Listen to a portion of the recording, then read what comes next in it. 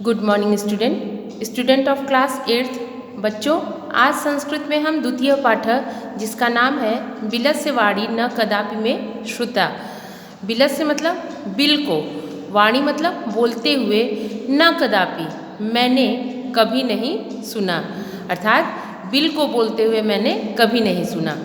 तो पाठ को प्रारंभ करने से पहले हम कुछ उसके कठिन शब्दार्थ को देख लेते हैं। कस्मिश्चित, कस्मिश्चित मतलब किसी वन में, क्षुधार्त भूख से व्याकुल, अंतरे बीच में, निगूढ़ो भूत्वा छिपकर, सिंह पद पद्धति शेर के पैरों के निशान, रव, रव मतलब आवाज या शब्द।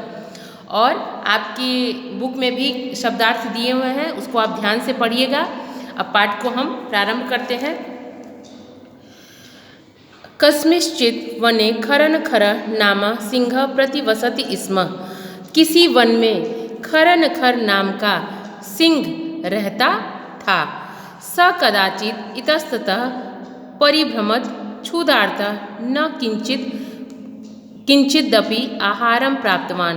वह कभी कभी इधर उधर परिभ्रमत मतलब घूमता था, क्षुधार्त भूख से व्याकुल, वह घूम रहा था, पर न किंचिदपि उसे कुछ भी खाने को प्राप्त नहीं हुआ, अर्थात वह खाने के लिए कुछ भी न पा सका। तत् सूर्यास्त समय एकाम महती गुहा दृष्ट्वा स अचिंत्यत। सूर्यास्त के समय अर्थात जब सूर्य अस्त होता है उस समय उसने एकाम एक महती गुफा बहुत बड़ी गुफा दृष्ट्वा देखी, स अचिंत्यत वह सोचने लगा। नूनम एतस्याम गुहायाम रात्रौ कोऽपि जीवः आगच्छति। निश्चित ही एतस्याम इस गुफा में, गुफा मतलब इस गुफा में, रात्रौ रात्रि को, कोऽपि कोई, जीवः आगच्छति जीव आता है। निश्चित ही इस गुफा में रात्रि में कोई जीव आता है। तत्र अतः अतएव निगूढ़ो भूत्वा तिष्ठामि। अतः मैं यहाँ पर निगूढ़ो भूत्वा छिपकर तिष्ठामि बैठ जाता हूँ। एतस्मिन् अंतरे गुहाया स्वामी दधिपुच्छः नामकः शृगालः समागच्छत्। इतने में, एतस्मिन् इतने में, कुछ समय बाद गुहा का स्वामी अर्थात उस गुफा का स्वामी दधिपुच्छ नामक शृगाल सियार समागच्छत् आ गया। स च यावत् पश्यति तावत् सिंह पद पद्धति गुहाया प्रविष्टा दृश्यते न च बहिरागता। क्या देखा? वह च तावत् जैसे ही देखा, वह क्या कर रहे हैं कि स च यावत् वह जैसे ही देखा, तावत् सिंह पद पद्धति कि सिंह के पैरों के निशान, गुहाया प्रविष्टा गुफा की ओर जा रहे हैं या गुफा में प्रवेश किए हुए दिखाई दे रहे हैं। न च बहिरागता लेकिन बाहर आते हुए दिखाई नहीं दे रहे हैं, उसके पैरों के निशान बाहर की ओर आते हुए दिखाई नहीं दे रहे हैं। शृगालः अचिंत्यत सियार सोचने लगा, अहो विनष्टो अस्मि अब तो मेरा विनाश संभव है। अहो विनष्टो अपि अब तो मेरा विनाश संभव है।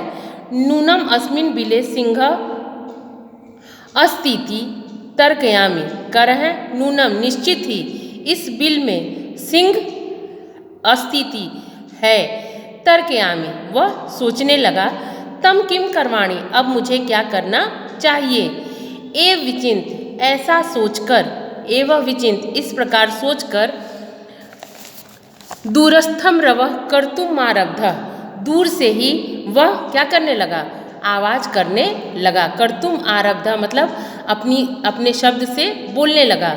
भोबिल भोबिल हे गुफा किम न स्मरसि क्या तुम्हें याद नहीं, यन्मया त्वया सह समय कृतो अस्ति यत् यदा अहम बाह्यात् प्रत्यागमिष्यामि तदा त्वं माम आकरिष्यसि।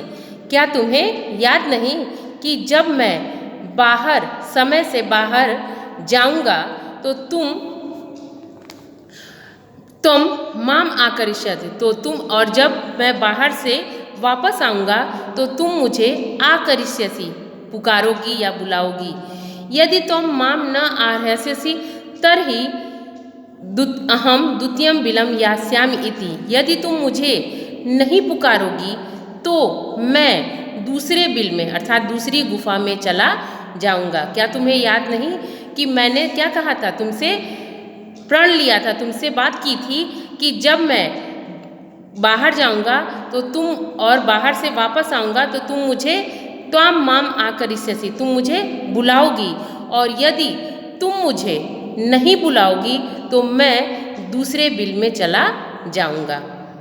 तो आज हमने बिलस्य वाणी न कदापि में श्रुता का इतने पैराग्राफ की अर्थ पढ़ा। अब कल हम इसके आगे का अंश पढ़ेंगे। धन्यवाद।